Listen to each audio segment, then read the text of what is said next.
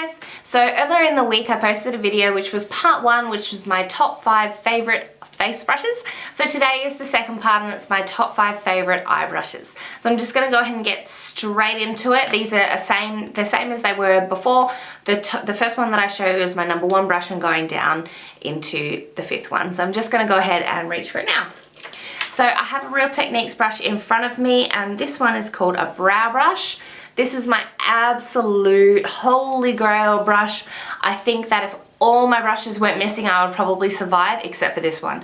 I'm not even kidding, I love this brush so much. It's absolutely perfect. I went and bought an entire, I got them off of iHerb. I refused to buy them in Priceline, they're way too expensive. And you can't, well, from when I bought them, you couldn't buy the brushes individually, so I had to go and buy an entire new pack of eye brushes just to get this brush, and I was willing to do that happily because I absolutely love this brush so much. Something about the thickness of this brush, the width of this brush, the shape of this brush. Obviously, all angled brushes have this shape, but it fits perfectly on my eyebrows, into my arch. I switch it around and come down. It's absolutely perfect and I would never ever do my brows without this brush again.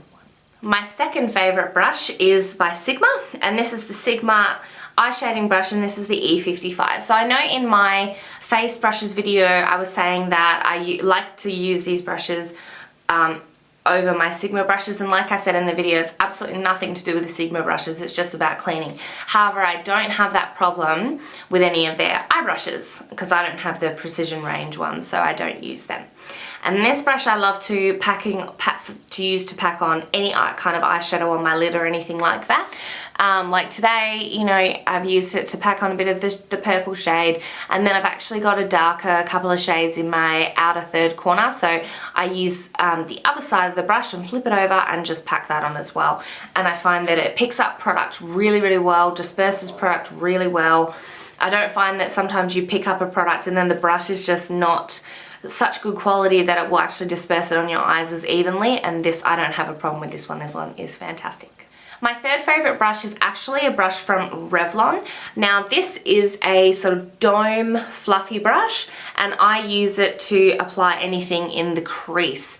Now I've just got a soft brown colour in the crease today.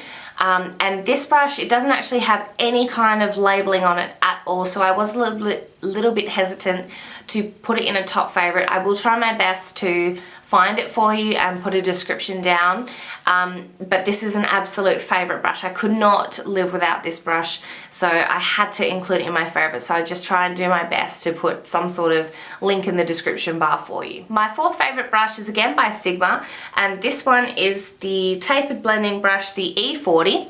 This one's a little bit bigger.